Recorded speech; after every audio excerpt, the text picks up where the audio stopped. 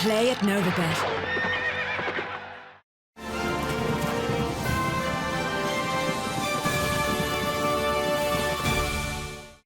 Hello and a warm welcome to our first Irish Angle show of the new year in association with Novibet. As usual, I have Emma Nagle and Johnny Ward here, and we're going to have a look back over some of the highlights from Christmas, but also last weekend and some of the big things that happened there and some of the big talking points. Emma, Johnny, welcome to the show. Thanks very much, Vinny. Now, first of all, Christmas. We haven't had a show since before Christmas, so we may have a little quick look back on some of the highlights. Huck, obviously a major one, winning the King George. Shishkin, a huge run as well for a horse that we thought was gone or whatever. Marine Nationale, Galloping Des Champs, Statement, Gaelic Warrior, Constitution Hill. What was your highlights, Emma? Huck, I think, was the highlight for me. It's just, I wrote him off before the race, to be honest. Didn't think he was kind of that good, but like he must be. People keep saying like he's not a grade one horse, but like he kind of seems to when people seem to write him off is when he seems to win these big races. Like he's a King George winner now, and yeah, it was just great to see kind of a yard of that profile, like a smaller yard, getting that big massive win on the big stage. Like people are saying Shishkin would have won, but jumping's the name of the game, and Huck got there in the line. So yeah, that was massive celebrations on Stephen's Day watching that one. But I think I suppose, as far as being impressive, Galloping Des Champs absolutely took my breath away. I was in Leopardstown on the Thursday, and yeah, I don't think I've ever seen a performance like that live. Anyway, he was just brilliant. Well, one thing I have to say myself, just looking back at Huck, is if you go back to last year's Gold Cup that Galloping Des Champs won in Cheltenham, Huck he'd been up there and he dropped back to about fourth when he fell. And I know Shark was saying afterwards, oh, we definitely would have been in the money. And I was thinking, I don't think so. But having seen the run in the King George, you'd have to say, yes, he probably would have. And he may have even nearly won the Gold Cup last year, the way he stayed on. He would love the hill, would he? What do you think, Johnny? Yeah, like Huck he's just a complete outlier, black sheep. Everything that jumps racing isn't anymore. He's a horse that was bought for next to nothing. He's trained by, like, Shark has had a low strike rate the last few seasons and has had the odd good horse, but most of his horses are modest and kind of struggle to win. And we've spoken about this kind of earlier on in the season. If you look at the big race at Down Royal, the four horses are all expensive point-to-point purchases, and the Stay in National Hunt game, you look at the Troy Town and the expensive horses that end up good handicappers, they fall into a small number of hands. So Huck he's everything that jumps racing used to be and sort of no longer is, because of how professional the point-to-point game has become and how horses stay in this country but are bought at a very early stage after being trained professionally to win a point-to-point for financial reasons. And Huck is one of these that has kind of come through the cracks. And I apologise for not knowing the name of the Racing Boss tipster, but I was slagging the tipster off in the spotlights for putting him as the nap in the King George. I was like, he's a good horse, he's not going to win the King George. The race kind of fell apart a bit. I think the King George is a fascinating race, because you're racing and you're turning so much, you're racing very early. And even if you look at Paul Townend on Absolute Tard, like he was, or on Allaho rather, he was kind of I think he was very, very wary of getting the horse racing too early. And he still ended up being a sort of a bad third in the race, even though like Allaho was kind of out on his feet at the end. And Huey couldn't go any faster than they were going up front. And Gavin Sheehan just basically kept him in the race. The race fell apart with all the drama with Shishkin as well, who I think probably would have won. And was he going to jump off? The race as a spectacle, I think it's exactly what racing needs, because of the drama around the race itself. And so many people would have backed Shishkin. The odd person would have backed Huck. They would have backed Braveman's Game, they would have backed Allaho, but also just the story of Huck itself it's fantastic for racing. And it wasn't the best performance of the Christmas by any stretch, but for me it was probably the most that people were talking about. Well, we're just coming back to that, right? With a horse like Huck, you have a small trainer, gets this freak of a horse and wins with it. You would have thought Shark would have kicked on from here.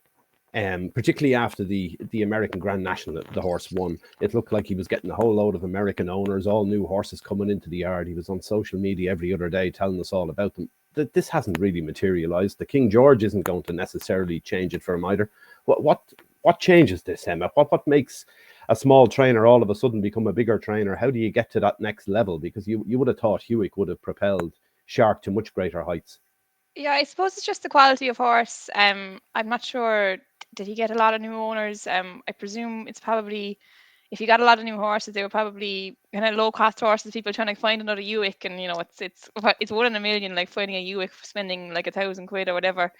and maybe that's the quality of horse he was getting in after that. People kind of living on that dream. I'm not sure, like, but I mean, look, he's kind of shown if he gets a horse, he can do it on the big day. Like Hewitt, no one expects him to rock up to these big races and do it. But in fairness, he's produced, and he very rarely runs a bad race. For a horse who's always kind of an underdog, I suppose, coming into these kind of contests. If you look at the stats, Vinny, like as Martin Brassel's stats for the last sort of 5 seasons. This season he's at 17%. Last season 9%, season for that 17%, season for that 15%, season for that 7%, season for that 18%. So really high figures. Martin Brassil has had 53 runners this season, and Shark Hanlon this season has had 255. He's actually on course possibly to have his best season in terms of numbers. His percentages over the last 3 seasons: 3%, 3%, 4%. So I think Shark, in terms of the stats, he obviously has a lot of ordinary horses. That might be his modus operandi, quantity over quality as a means to an end, but the stats don't back up the fact that, like, he is actually doing well in terms of his numbers. And I've often compared him to Martin Brassil, I think, because Shark is a very good communicator, and he's great, and he's a very likable fella, and he's kind of good at selling himself. And the likes of Martin Brassil, he doesn't do that, has very small numbers, but probably concentrates on better quality as a result. Yeah, just to talk about Martin Brassil here. Now, let's talk about Fast or Slow, the horse that's beaten Galloping Des Champs twice. Twice he's met him, he's beat him. He was due to run in the race in Leopardstown. They took him out at the late stage because of the ground wasn't 100% suitable. What do you think, Emma? Like, I know you're saying Galloping Des Champs, most impressive horse, and he was unbelievably impressive on the day, but can you pick holes in it with the fact Fast or Slow wasn't there? Jerry Calam obviously didn't run his race, did he? He's in a photo with Capodanno at the line. You'd think Jerry Calam was a bit better than that, surely. So are we getting the wrong impression here of Galloping Des Champs? I know he's a Gold Cup winner, but really, is he a horse who's improved considerably since the Gold Cup with that performance in Leopardstown, do you think? I to be honest, I don't think Jerry Clam could get a whole pile closer to, well, no, I'm saying that. Like, I mean, even if he improves 10 pounds, like, he still has another 10 lengths to find with Galloping Des Champs. So I'd give him very small chance in the Gold Cup. But yeah, I suppose, like, the question coming into it now is, what would have happened if Fast or Slow was there? I think personally that Galloping Des Champs was a different horse than he was in Punchestown, but there's going to be that question until they meet again, which I'm not sure would it be Dublin Racing Festival or Gold Cup. Which is good coming into a big race like that, because you don't want to be, he's even money for the Gold Cup now. You don't want to be the next 3 months waiting for him to just loose up. Like, you've got this question now. Can this Fast or Slow? He's kind of a bit of a mystery horse, really. He's beaten him twice, and he's still getting underrated a small bit. But look, I think personally Galloping Des Champs was a lot different in Leopardstown than he had been in Punchestown. I think if he goes to that kind of form to a Gold Cup, there'll be very few horses will get anywhere near him. You're probably right. Yeah, I tend to agree with you, but I do have little question marks about how impressive he was in the Leopardstown race, because that has turned out to be a funny race on some previous seasons as well, hasn't it? So looking at other ones, Marine Nationale, people are all singing the praise of this horse. Look, myself and Johnny both picked him as one to follow for the National Hunt season. Very impressive last year in the Supreme Novices, and obviously he did nothing wrong in Leopardstown. Is he another winner, Johnny, do you think, going into Cheltenham? We might have been impressed by him. I bet you didn't lay him at Leopardstown like I did, though. I certainly did not. No. What made you lay him? I was looking at the ground that day, and Jesus, it was so bad. And like they said after Royal Bond that this horse wants the Royal Bond last season, when in fairness he won, but he wasn't overly impressive. I think he was just after winning the maiden hurdle, and he overcame that mistake at the last. Like, his subsequent performance more impressive. Like, this was as testing as Leopardstown basically ever is. Maybe the chase track was the best of it that day, but he hadn't jumped a fence, and mainly on the ground. And I laid him at about sort of 1.6 or something like that. And I honestly, I was absolutely blown away by his performance, because if he genuinely doesn't want that ground, and on pedigree and his performance at Cheltenham when he just left Fastel Vega for dead, I think he's probably more effective on nicer terrain.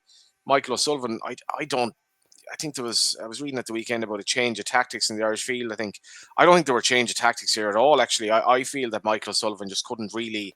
Michael O'Sullivan decided that this horse is just so well in himself. He's jumping so well, and Further Brazil was kind of upsides him, and they went hard. And like, visually, I was looking at the race, and I didn't look at the times, but I was thinking, they're going too hard here, and maybe he'll fall into a hole. And Oh My Lord was sort of creeping into it and hadn't been asked a question per se.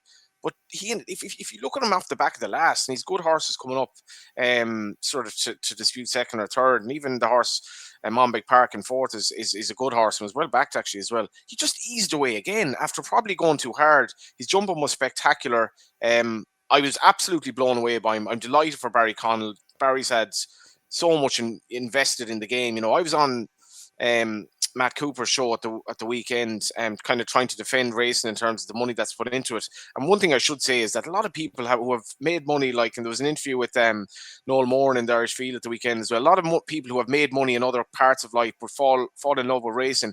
They reinvest that money in racing and create jobs, and that's something Barry Connell has done. And the money he spent, like, he's been quite unfortunate with, particularly our O'Connor and that, but now I think he might get a bit of luck. This horse could be one of the best 2 mile horses, 2 mile chasers I've ever seen. 100%, I think he's going to be that good.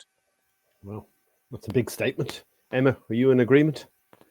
Yeah, I suppose.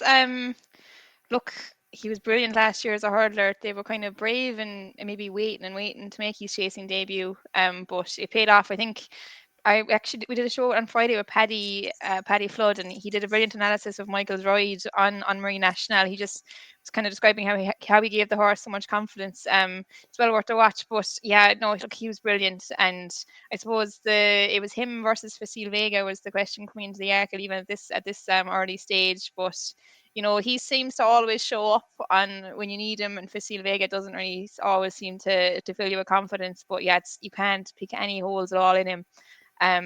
He just seems like a very, very special horse, like what Johnny was saying. Like, it was interesting. We went to see him in Barry Connell's a few weeks ago. We did a stable tour down there, and like, he's not a horse. I mean, if you go to Willie's and you look at Fastel Vega, you kind of know he's there. He's got a massive presence. He's very kind of imposing kind of horse. Whereas Marine National kind of, you wouldn't pick him out of a lineup. He's very kind of unassuming. And yeah, when he gets onto the racetrack, he's a totally different horse. And he was quite lit up on at Leopardstown. But yeah, Michael handled him brilliantly, and yeah, he just looks like a bit of a freak. I think conversely, Vinny, the Fastel Vega bubble is definitely bursting out. There's just been too many disappointments, and that's a lot.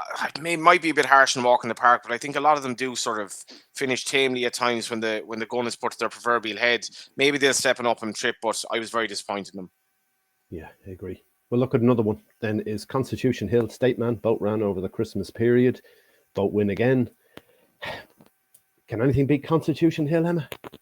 I would doubt it now, to be honest. I'd love to see him coming over for the Dublin Racing Festival or something. Like, I don't think State Man's going to beat him, but it would be nice to see him come over here and maybe give him a small bit more of a chance if it's in Ireland, if he's the one doing the travelling. But I mean, I suppose you kind of have to raise the question a small bit. Like, State Man was brilliant, I thought. I was actually looking forward to that race tomorrow, Guyana. You know, he kind of just proved that he is by far and above the best 2 mile hurdler in Ireland. And Townend seems to be kind of convinced that he wasn't at his best at Cheltenham. Look, even if he wasn't, he'd still have an awful lot to find if he did improve. But and it's kind of hard to, like, State Man probably is improving, but I'd say Constitution Hill might be as well. So I'd find it very hard to see him getting near him. But I suppose it's kind of a small question in the back of your mind is, can he make him work this year, maybe? Yeah, one other horse that was very impressive over the Christmas was Gaelic Warrior. But of course, it was slightly controversial what happened in the race. Johnny, what did you make of this? Patrick Mullins, obviously he had gone before the race and told Danny Mullins, his cousin, riding one of the stable companions, that he was going to give his horse a breather coming to the second last, and whatever you do, don't go up me inside. And turns out Danny went up his inside, which was good for racing to see that it was all being run straight. But Patrick, he probably shouldn't have said that, should he? Or what's your view of it? Well, we've all said things in the heat of the moment we probably shouldn't have said, and I minded some recall Tony Mullins, Danny's dad, just speaking in the Racing Post, I think, before Christmas, about like these races with with certain trainers dominating, and this was a race that could basically have just kind of happened, and then everyone sort of forgot about it. Oh wow, Gaelic Warrior is very good, we know that. And he again was very good, albeit he does jump to his right. So if Danny had actually gone up, I think most jockeys would have. I still can't get why he went up the inner of a horse jumping right. I thought the risk reward, completely agree with Patrick's analysis. And I wonder if Danny had a plan to do it, or sort of, I didn't really read his comments afterwards, but like, did he do it in the heat of the moment? Because the horse was kind of slightly struggling to stay up with Gaelic Warrior as it was, but to go up the inner of a horse who was jumping quite badly right at times, for me, made absolutely no sense. And maybe he thought he kind of upset Patrick, but Patrick had sort of said, listen, I'm going to be jumping right. So, it's kind of like, when Ruby was defending Danny afterwards and giving out about what Patrick was saying, Ruby was saying, I tell the lads when I was riding, I'm going jumping right, go wherever you want yourself. And that's fair enough. But I think in fairness to Patrick, it was sort of spur of the moment. Now he did double down on it and treble down on it, but this was possibly the biggest talking point of the entire Christmas for me, this whole incident, because it's very unusual. Patrick, in my view, shouldn't have reacted in front of the cameras. He should have reacted in the weighing room, and maybe he'll agree or disagree, but like, I've done things in the heat of the moment. You lose your control and things happen without you even knowing it. I actually think Patrick was right in this. I think Danny endangered himself. He endangered his horse. He endangered Patrick, and he endangered Gaelic Warrior by doing what he did. I thought it just didn't make any sense going up the inner on the horse, jumping right, but it made for a great spectacle. And, we've heard more from Patrick than Danny afterwards, which is quite interesting. But is there not a bigger thing at play here? Is the fact that you've got riders before they go out riding for the same stable, talking about the tactics they're going to use and everything else. We didn't not so long ago with Sam Ewing as well, where he had riding for Gordon Elliott and he was leading and he moved off the rail to let a stable companion come up his inside. Basically, team tactics, which the stewards jumped on. They've also referred this matter on because of what Patrick had said to the media afterwards. Is that not the bigger issue here? No, because there's actually no issue here. The issue you refer to with Sam Ewing, and I think you said at the time, Vinny, this, I actually don't remember this ever really happening before. I have no recollection of a jockey being done for basically letting a horse up his inner because, obviously it was the same stable in the instance of the Gordon Elliott runner. I don't see why. I agree with Willie Mullins here. Why was this issue referred? Patrick simply told Danny pre-race, there's going to be a gap up the inner. Don't go there because I'm going to be jumping right. That's it. Problem solved. There's nothing to it in my view. Okay, that's fair enough. Yeah, I just think I'm actually happy to see it referred on. I wrote a blog about it today. I think it's a good thing. I think that there's a danger. Look, an awful lot of the things that happen in racing are due to perception. And people perceive it to be one thing or another thing, and that's what causes all the trouble. We have it in every area of the sport, really. So here's one that they nip this in the bud because we have an issue with the fact that there are big stables dominating with multiple runners. We would have seen it if Nace had gone on yesterday with that novice hurdle. We'd 5 from Willie Mullins in the race. We'd 2 from Gordon Elliott, 1 from Henry de Bromhead. So the big stables dominate these races. You need to be absolutely confident from a betting point of view that everything is above board. Every horse will run its merits. And you would hate to think that someone is moving off the rail to let someone else come up their inside because they're from the same stable or in the same ownership or whatever it is. So I have to say I'm really happy to see this referred on. I don't think anything will come of it. I think it's totally innocent, as you say. I think it was Patrick largely telling Danny, listen, don't come up me inside because the horse has a tendency to jump right and we could be in trouble here. The pair of us, basically. So I've no issue with that. Like, it's more of an issue on the flat, let's be honest. Yeah, it is to some extent. It's an issue on the flat, but is it not? There a chance that it's going to be a bigger issue over jumps because these stables are so dominant and they've so many horses in races? That's the issue, particularly in the top races. Well, I think this was to quote Brendan Duke Jr., a strike for the integrity of the game. Danny decided, in his wisdom, screw this, like, I'm also riding here for prize money finishing first. I'm riding for my owner. I'm riding for the horse. And Danny must have felt I have a better chance of winning this race. And he just said, like, you might be my cousin. You might be riding one of the hottest properties in the yard. But listen, I'm riding my own horse here. And in terms of the integrity of the game, this is fantastic. I agree. I think it's great for it. That's why I think the authorities needed to refer it on and get it out there in the open, exactly what went on and everything else, because I think it is good for the game, to be honest with you, to see, well, particularly what Danny Mullins did is very good for the game. Anyway, we shall move on to last weekend. Loads of issues here. First one is the fog and Nace, which was really disappointing from all sorts of points of view, particularly that Lawler's and Nace novice hurdle looked like an absolute cracker, Emma. What do you think? They make the right decision? It took a long time to make it, unfortunately, the way that the fog was coming and going all day. Yeah, it was definitely the right decision, I think. And look, it was kind of hard on them. So few people being critical, but I mean, with weather like that, it's very, very hard to predict. Like, it could be gone in half an hour, it could come back down. I was actually on the way to the Cork hurling match, which was called off with 5 minutes before the throw-in, which is the same thing again. They just couldn't predict what was going to happen with the fog. And I think, like, even if the riders felt it was safe, I don't think they should be running racing of that quality anyway. At least, or I suppose of any quality, when spectators don't have a clue what's going on. I was watching it on my phone, just the first race, and like, you didn't even have commentary. If you had commentary, maybe it would be all right. And you could see them coming up the home straight. You'd have some idea what was going on. But sure, like, what's the point in 4 or 5 horses running around in the fog and you've no idea what's going on? Sure, you can't judge the form. Spectators out don't have a clue what's going on. You can't really bet on it either because you don't know what's going on in the races. So it's they definitely made the right decision. It was a tough one. Like, a lot of people travel over from England, I think, for the day, but there wasn't a whole while they could do about it either, was there?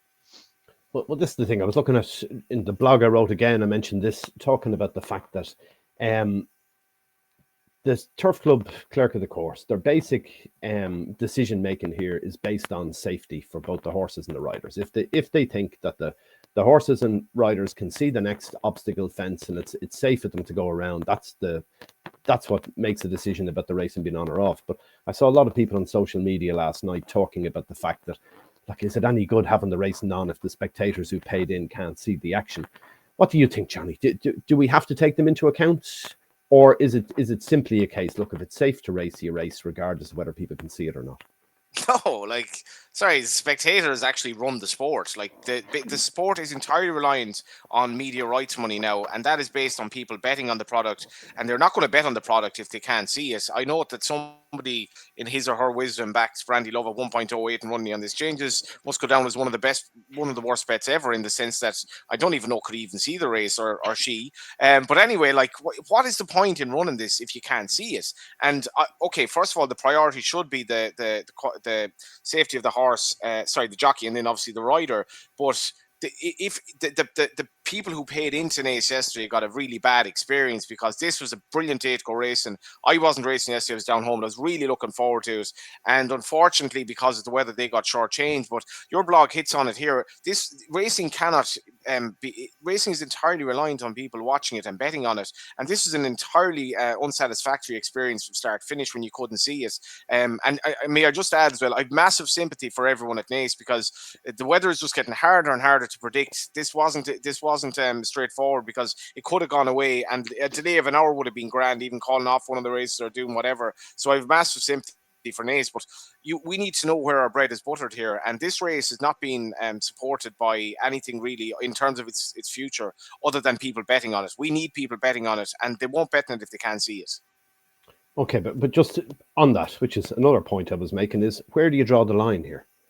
When can they see it? Is it enough if we could see them jumping the last hurdle home, or does it need to be able to see the whole home straight, or do you need to be able to see the entire track? What constitutes the audience being able to see, and where does the clerk of the course then make that decision? What do you think, Emma? I think you have to have commentary anyway. There's no commentary yesterday, only when they came into view. I think commentary has to be there.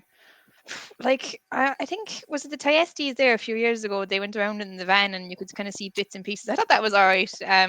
Like, if there's commentary and you can see, you don't think you have to be able to see the whole thing, really. Personally, anyway, I could be wrong on that now, but there's something a bit exciting as well about them emerging from the fog, I suppose. If you have the commentary, at least you have some idea what's going on. But yeah, it's kind of a hard one to judge, I suppose.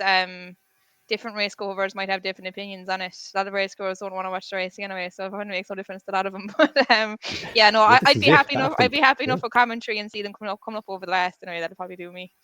Yeah, but you see that, like, you've been to big meetings, any of the big meetings you go to, sure, half the people are in the bars, they're having lunch, they're not even interested. Oh, there's a race on, is there? Like, quickly have a look at the TV to see what's happening. But I don't know. Look, I think, to be honest with you, I think it was just a very unfortunate set of circumstances yesterday for Naas.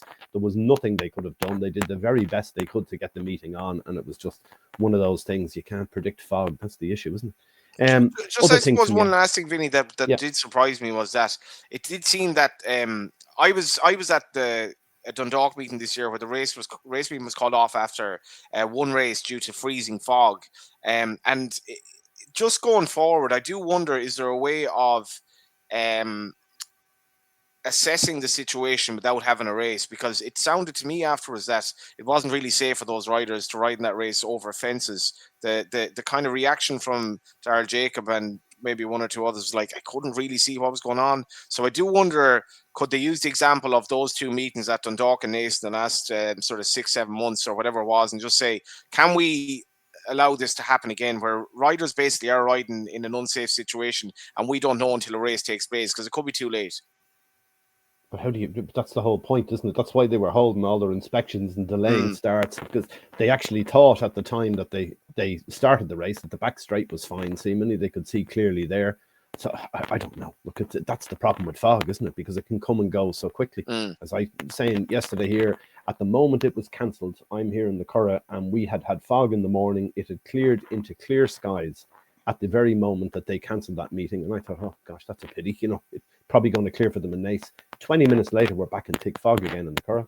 And then another hour later, it had cleared again. And then it only lasted about 20 minutes again, it gone again. So it is a very difficult situation, I suppose, with fog. Anyway, we shall move on to one thing. Yesterday, we saw Ride of the Year in Plumpton. Joe Anderson, I have never seen anything like this, I have to say, on a horse called Transmission. Did you see it, Johnny? Emma said she saw some of the highlights of it anyway on social media. Most remarkable. The horse made a very bad mistake at a hurdle on the second circuit. It was a 3-mile race or whatever. On the second circuit, made a very bad mistake. And when it made the mistake, Joe Anderson was shot up onto the neck of the horse, was hanging underneath the neck of the horse momentarily until he got himself back in the saddle, had no stirrups, went for 4 hurdles without stirrups, then got them back in eventually. I think one of them had gone in under the saddle behind or something, so by the time he got it back out. But he went on to win the race. I don't think I've ever seen such a recovery. Did you see it, Johnny? Yeah, like I mean, again, I wasn't actually looking at the in-running market, but like this was extraordinary. It's this type of thing that racing really, really needs to be like. I guess like sending to every when we've had conference season racing, it's made kind of TV coverage all over the world. This is the thing we really need to sell, because like again you've a jockey like Joe Anderson, kind of I say maybe a journeyman sort of jockey type thing. Over the last I'm just looking 274 rides over the last 5 years, and not a bad strike rate or whatever. But this was how many would have given up, how many would have stayed on. It was absolutely extraordinary. A rare comment in running at the end of the race and post, fine ride at the end. And what are we in 7 days into the year? And I think actually this would be, if you had a ride of the year, this would already be long odds on. Yeah. I think that I agree with you. Look, people talk about horse racing, and you hear people who think they know about it, saying, "Oh, the jockey makes no difference. Anyone would have won on that and everything else." And they talk about deriding a lot of the champion jockeys down the years, saying, "Oh, sure, anyone could have won on such and such a horse, like a Constitution Hill or whatever else," which may largely be the case. I don't know, but these guys have a lot of skill, a lot of bravery. That was some performance, in my opinion. And I know going back, God, must be 10, 12 years ago, I remember being over in Boston College, one of the universities there, and they have their American football team. And there was some kid years ago in their final, they were playing in whatever final they have in the colleges thing in America. I don't know much about it, but I know that this guy threw a Hail Mary pass anyway in the last seconds, and someone got a touchdown. And they've a big life-size statue built to him outside their football stadium inside the college of this throw that your man did when he was, 18, 19. I just think it's not fantastic. Well, Plumpton should probably have a statue to Joe Anderson at some stage, because it really is. It's once in a lifetime stuff, isn't it? Anyway, we go on to Wolverhampton, also on Sunday, which was another one of these meetings in the Premier setup that they're bringing in for 2024 in the UK, and it was the first ever Sunday evening race meeting. Emma, is this a good idea? No, to be honest, I don't really see the attraction point. Like, Sunday racing was probably opposed when it came in as well, but I think on a Sunday everyone's kind of mad to watch a bit of sport, which makes sense. But on a Sunday evening, I mean, there's very few things. Very few people I think would be too drawn to watching it. People who are mad to gamble, maybe. Like, I don't think any of the staff at the races want to be there, none of the jockeys, trainers. I mean, look, it's kind of easy to say just don't go, but like, the prize money on offer is so attractive, and you have to kind of, I suppose, for owners and stuff, you have to give the horses good chances of winning good races and stuff. So yeah, it's a tough one. And you'd imagine, like, look, people will gamble on anything, I suppose, and Sunday evening is probably a good time for people to bet. There's not much else on, so you maybe it'll work out for them. That's probably the only thing that'll drive it forward, I suppose. It didn't seem to be a whole pile of interest from spectators. A few jockeys didn't seem too happy to be there. But I suppose betting turnover is all that's going to matter to see if this works out or not. Yeah, well, like it's just again here, you look at Sunday racing when they brought it in originally. It was a slow burner in the beginning, but now look at it. Look at Ireland, particularly where all our feature races take place on a Sunday. So it's the main day of racing in Ireland now is a Sunday when there used to be no racing, and a Sunday for hundreds of years. Sunday evening racing could be the next big thing, Johnny. What do you think?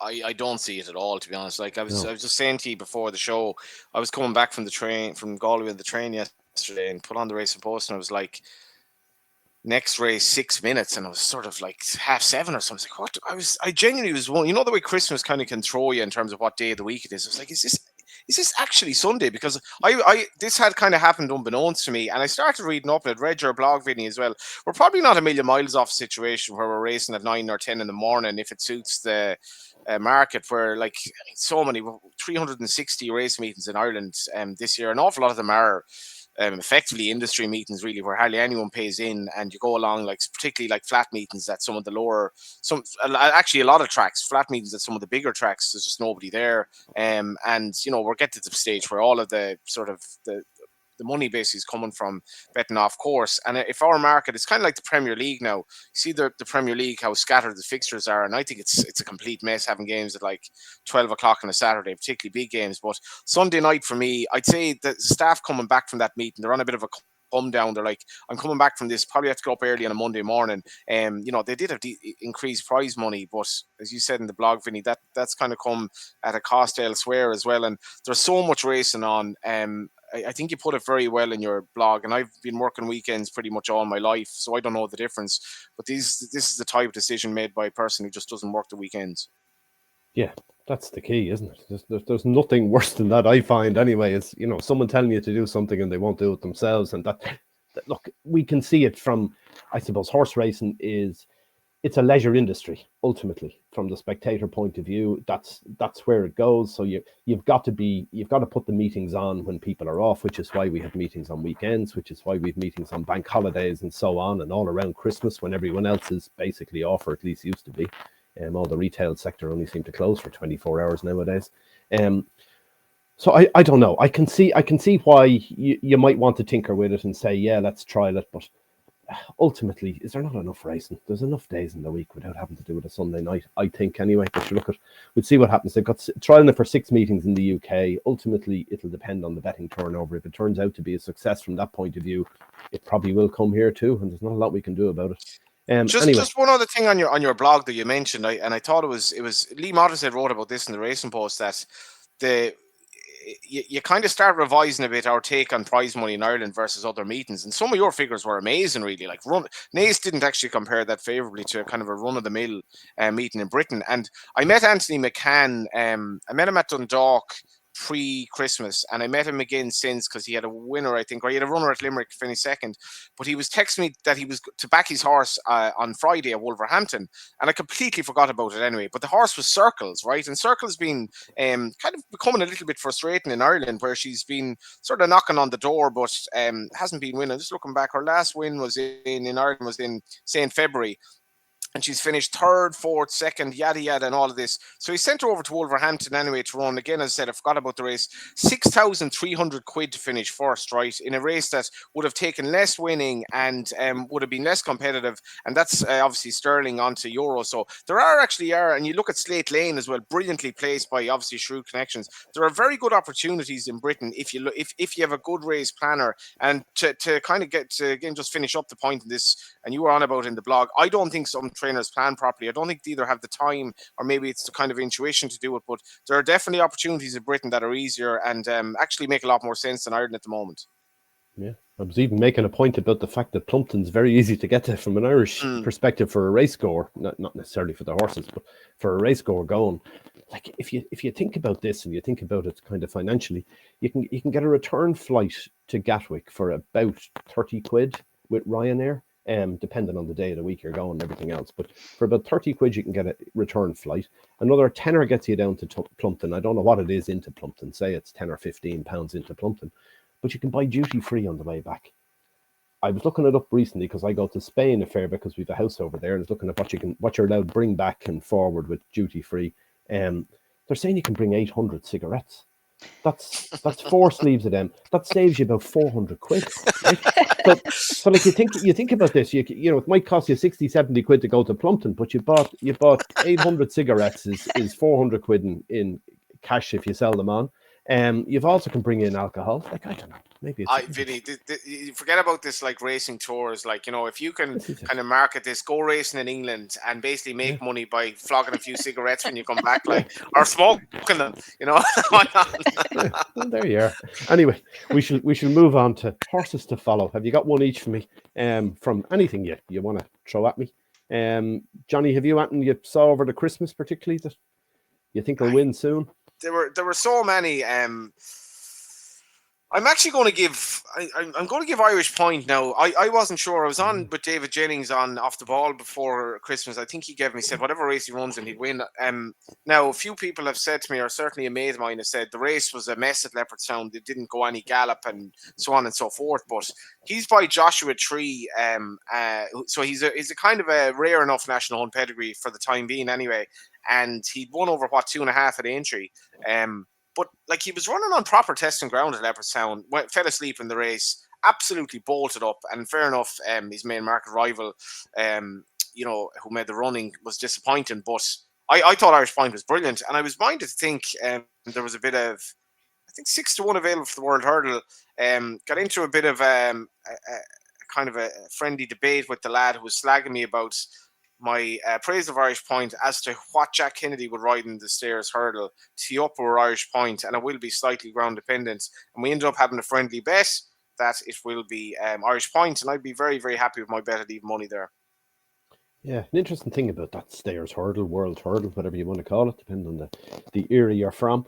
But you would think a conditions hurdle over 3 miles odd should have a short price favourite each year, yet it seems to be the hardest puzzle to unravel every single year in Cheltenham. You could nearly bet 7 or 8 to 1 the field at this year coming in at this stage, you know. Well, it's kind of waiting for that, like, big bucks or kind of one of those stars to emerge. It's a long time since that one has been in that division.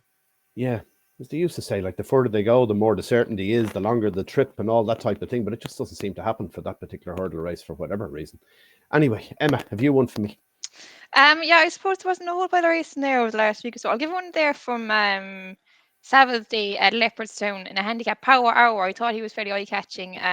First time in a handicap, rated about 109. He looked a bit green, but he made up plenty of ground once he got a bit of light in the straight. I'd say he'll probably win off that handicap mark sooner rather than later. Good stuff. All right, I'll give you a funny one. It's never a run. That's the first thing. One that was due to run yesterday in Naas and didn't when the meeting was cancelled, but it's in the 4-year-old bumper. The race meeting's due to be on again on Friday, so hopefully we'll have similar declarations and the horse will be in again. A horse called Frogman, trained by Richard O'Brien. It's actually owned by Robert Hall, who used to work for RTE, doing all the racing coverage with Ted Walsh for so many years.